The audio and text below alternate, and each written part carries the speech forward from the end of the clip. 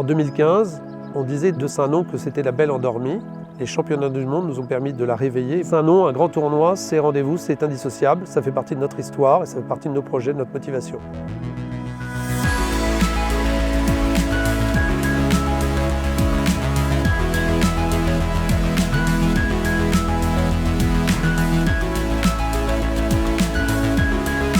Notre histoire commence en 2017 avec ce projet de championnat du monde qui a été présenté par la fédération au comité. Et tout de suite, le comité a donné un avis favorable et je dois dire que pour nous, pour nos équipes, ça a été une grande motivation.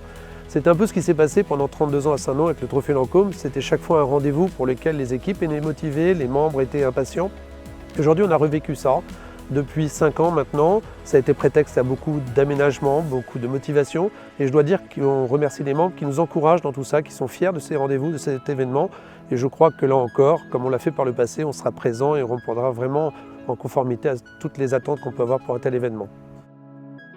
L'objectif de toute l'équipe terrain et la motivation depuis 2 ans de toute l'équipe terrain, c'est de sortir le plus beau parcours de Saint-Nom-la-Bretèche pour les mondiaux. On a refait l'intégralité de l'arrosage et après, depuis que je suis arrivé, on a fait un audit complet du parcours, technique, agronomique et golfique. Alors on a rénové complètement le système d'arrosage qui était devenu obsolète depuis 30 ans. On a fait un système avec station météo, sonde au sol et double ligne sur les fairways, back-to-back sur les greens, c'est-à-dire arroseurs de green et de périmètre, des arroseurs extérieurs de green. Et on a posé des tuyères sur les départs pour créer de l'économie d'eau. Sur le parcours, c'est un programme de travaux mécaniques qui est fait puisqu'on fait 2 sablages des fairways par an, ce qui est quand même quelque chose de conséquent. Comme vous l'a dit notre greenkeeper, on a refait entièrement l'irrigation, ce qui était un gros investissement aussi. On a refait des chemins, on refait des massifs de fleurs. On donne vraiment un programme de travail sur les greens qui est impressionnant puisqu'il y a 1 fois par semaine un verticut qui est fait avec un top dressing. Donc il y a vraiment un budget maintenance qui est conséquent, mais qui correspond à ce qu'on doit faire aujourd'hui pour avoir des parcours de qualité.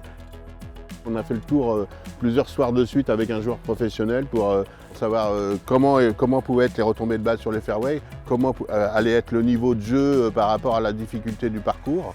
Et ça nous a provoqué par exemple des diminutions de fairway, des modifications de rough pour que ça puisse corser un peu le parcours.